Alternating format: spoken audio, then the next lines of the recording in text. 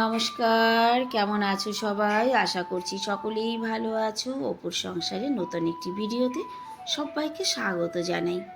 দিল্লিতে অসম্ভব গরম পড়েছে, তাই সকালবেলা উঠে স্নানটা সেরে তারপর ছাদে এসেছি। সোমবার, এখন সকাল 6:30 বাজে। আর এই দেখো, এই যে শাক কাটতে এসেছি। কমলি শাকে কি সুন্দর ফুল ফুটেছে দেখো।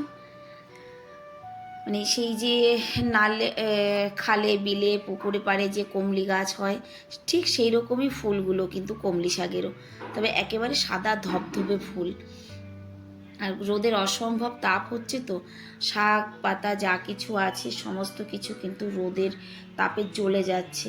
যদিও বা ছাদের উপর থেকে আমরা ত্রিপল টানিয়ে দিয়েছি, ঢেকে দিয়েছি, কিন্তু ঢাকার আগেই অনেক গাছে মানে ছাদের অনেক শাক পাতা পুড়ে গেছে। তো আজকে ওর বাপি বললো যে এই শাকগুলো এখন কেটে নিয়ে নাও, তা না হলে একদমই খারাপ হয়ে যাবে। খারাপ হয়ে যাবে বলতে, বাড়ির জিনিস নষ্ট করে তো লাভ নেই, পাতাগুলো পেকে যাবে। আর কেটে নেওয়ার পরে কিন্তু আবার দেখবে 1 সপ্তাহের মধ্যে কিন্তু এই গামলাটা আবার ভরে যাবে। যাই হোক, 1 থালা হয়েছে এই যে কমলি শাক কেটে নিয়েছি। আর ছাদে আছে পিপল শাক। পিপল শাকগুলো না অনেক দিন হয়েছে খাওয়া হয় না।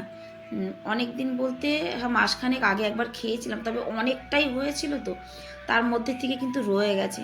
তো পিপল শাক কিন্তু রোদে একদম জ্বলে গেছে। আর নতুন নতুন কিন্তু আবার এই যে মানে ডগাগুলো ছেড়েছে। আর এই যেগুলো আছে কেটে নিয়ে যাই, যদি খাওয়া যায় ঠিক আছে, আর যদি না খাওয়া যায় তাহলে তার কিছু করার নেই, ফেলে দিতে হবে। কেটে নিয়ে চলে এসেছি নিচে। এবার ওর বাপি সবজিগুলো সুন্দর করে দেখবে কেটে দেবে।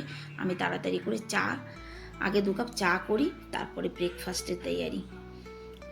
চা খাওয়া হয়ে গেছে, ব্রেকফাস্ট তৈরি করছি। তারই মধ্যে মোবাইলে একটা মেসেজ এসেছে, ইমেল এসেছে। তো আমি ছোটো ছেলেকে ডাক দিয়ে বললাম যে বাবু দেখ তো কিসের ইমেল এসেছে। তো ছোটো ছেলে দেখে বলল যে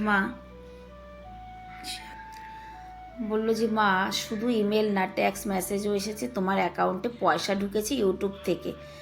আমি তো দেখে সত্যি কথা বলবো যে মানে এত খুশি হয়েছি যে ইউটিউব থেকে পয়সা ঢুকেছে, মানে একটা বিশাল খুশির ব্যাপার। সত্যি কথা, আমি কখনো মানে এটা আমি নিজেই ভাবিনি যে আমি পারবো ইউটিউব থেকে মানে সোশ্যাল মিডিয়া থেকে ইনকাম করতে পারবো, এটা আমি নিজেই কখনো ভাবিনি, জানো তো। আর এদিকে দেখো সবজিগুলো কি সুন্দর করে বাপি কেটে দিয়েছে, ফ্রিজ থেকে মাছটাও বের করে এনেছি যে টুকটুক করে রান্নাটা করি। মানে যেটা বলছিলাম, যে ইউটিউব থেকে ইনকাম করেছি, তার জন্য আমার এই পরিবারকে, অপুর সংসারকে অসংখ্য ধন্যবাদ যে তোমরা আমার সঙ্গে রয়েছো, আমাকে সাপোর্ট করেছো।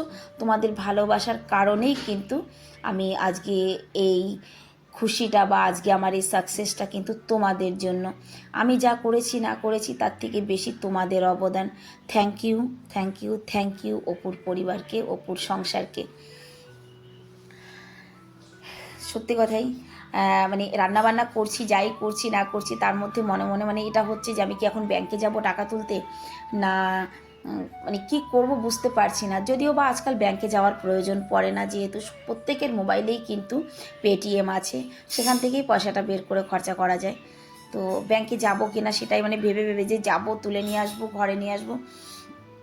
যাই হোক, তার মধ্যে রান্নাবান্নাও করছি। আর এটাও বলবো, এই যে প্ল্যাটফর্মে আসার পরে অনেকের কাছে অনেক রকমের কথা শুনেছি, অনেকে কিন্তু অনেক রকমভাবে দেখেছে, ও বাবা আবার ভিডিও করছে।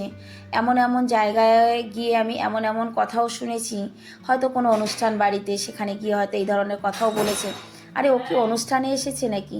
ও তো এখানে ভিডিও করতে এসেছে, ওর তো ভিডিও করাটা মানে ওর মেন মোটিভ হচ্ছে ভিডিও করাটা, এনজয় করতে আসেনি। কিন্তু না গো, এটা মানুষের ভুল ধারণা। আমি যেহেতু প্রত্যেক দিনের আমার সমস্ত কিছু তোমাদের সঙ্গে শেয়ার করি, তো সেই হিসাবে আমি বিয়ে বাড়িতে যাই বা আমি কোনো অনুষ্ঠানে যাই বা আমি অসুস্থ থাকি, আমি ঘরে থাকি, সব কিছুই তো তোমাদের সামনে তুলে ধরি। আর মানে কি বলবো, সাপোর্ট আমার ইউটিউব পরিবারের থেকে আমি সম্পূর্ণভাবে পেয়েছি।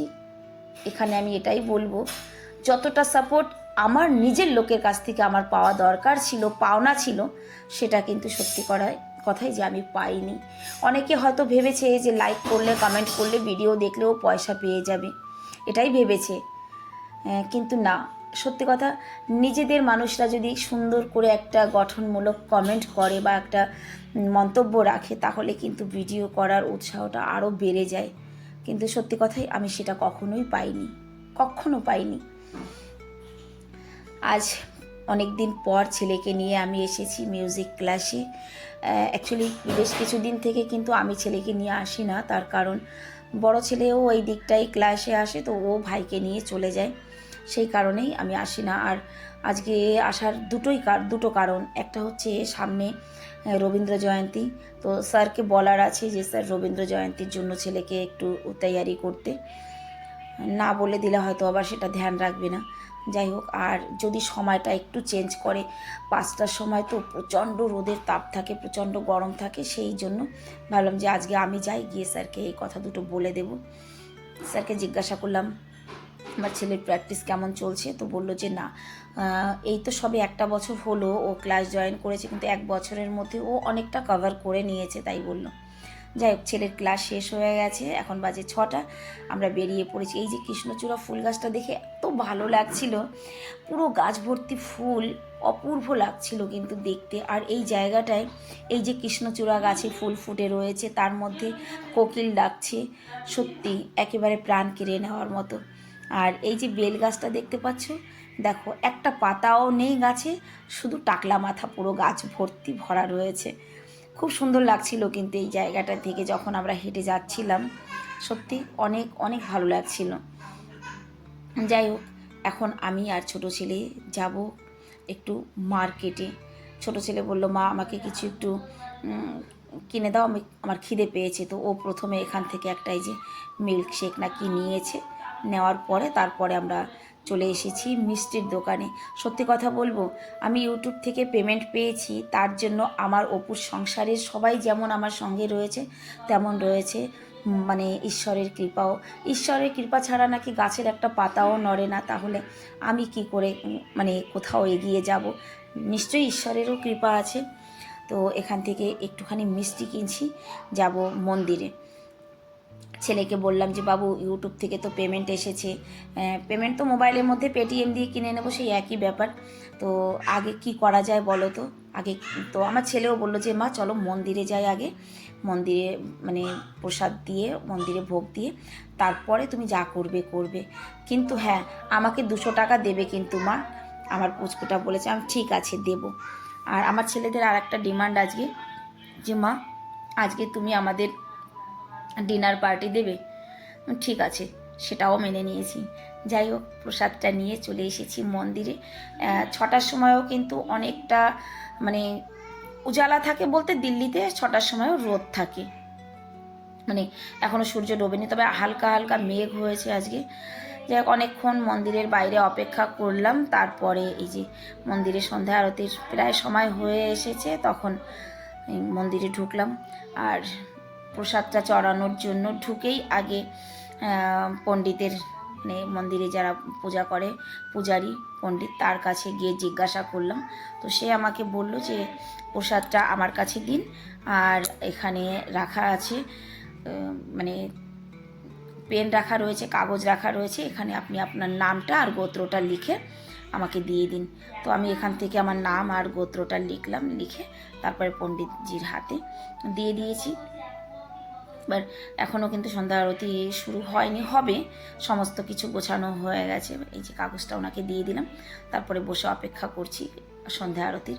আর এই যে আমার পাশে একটা ভাই বসে আছে, সত্যি কথা বলবো, কোনো মিউজিক না কিছু না, সে বসে বসে এত সুন্দর শ্যামা সঙ্গীত গাইছিল, যেন তার গান শুনে মনে হচ্ছিল মায়ের কাছে পৌঁছে গেছি। এত ভালো লাগছিল তার মুখ মানে কণ্ঠে এই শ্যামা সঙ্গীত শুনতে। দেখো ওই যে বসে আছে আমার পাশে, ডান পাশে দেখতে পাচ্ছ, খুব সুন্দর শ্যামা সঙ্গীত গাইছিল। তারপরেই শুরু হয়ে গেল সন্ধ্যা আরতি। সন্ধ্যা আরতি তো কিন্তু এখানে ঢাক বাজে, কাঁস বাজে, ঘণ্টা বাজে, সমস্ত কিছুই। আরতিটা কিন্তু খুব সুন্দর করে হয়। সত্যি কথা, এই মন্দিরে সন্ধ্যাবেলায় এলে সন্ধ্যা আরতিটা দেখলে পরে না মনটা ভীষণ ভালো হয়ে যায়, সব ক্লান্তি দূর হয়ে যায়। আর ওইদিকে বড় ছেলে ফোন করলো যে মা তুমি কোথায়, ওকেও বলেছিলাম মন্দিরে আসতে, কিন্তু ওর ক্লাস শেষ হওয়ার পর বাপের কাছে গিয়ে অপেক্ষা করছিল।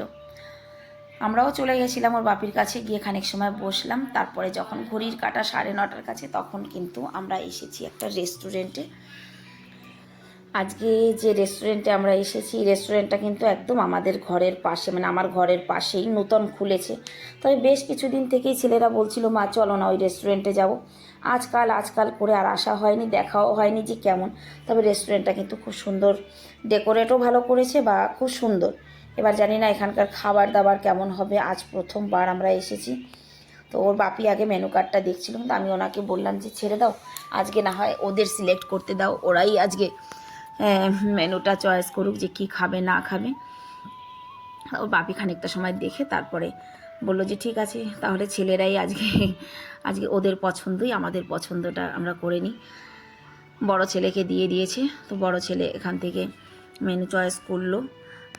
চিকেন তন্দুরি, চিকেন বিরিয়ানি, তন্দুরি রুটি, ডাল মাখনি, স্যালাড। অ্যাকচুয়ালি কী হয়, এই বাইরে এলে চিকেন বিরিয়ানি, চিকেন তন্দুরি এইসবই বিশেষ করে খাওয়া হয়। তবে আজকে হায়দ্রাবাদি চিকেন বিরিয়ানি অর্ডার করা হয়েছিল, কিন্তু হায়দ্রাবাদি চিকেন বিরিয়ানি এর আগেও খেয়েছি, সেটা ঠিক এইরকম ছিল না। আজকে বিরিয়ানিটা ভীষণই স্পাইসি হয়ে গেছে, ভীষণ।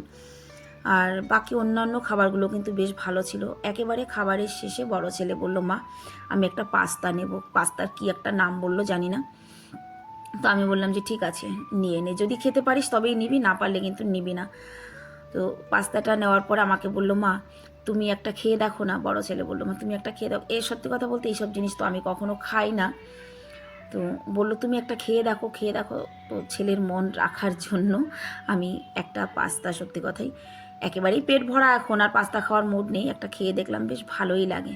খাবার দাবার খেতে খেতে বেজে গেছে 11:30। যাই হোক, আজকের ভিডিওটাও তাহলে এখানেই শেষ করছি। সবাই ভালো থাকবে, সুস্থ থাকবে, দেখা হবে আর নেক্সট একটা ব্লগ ভিডিওতে।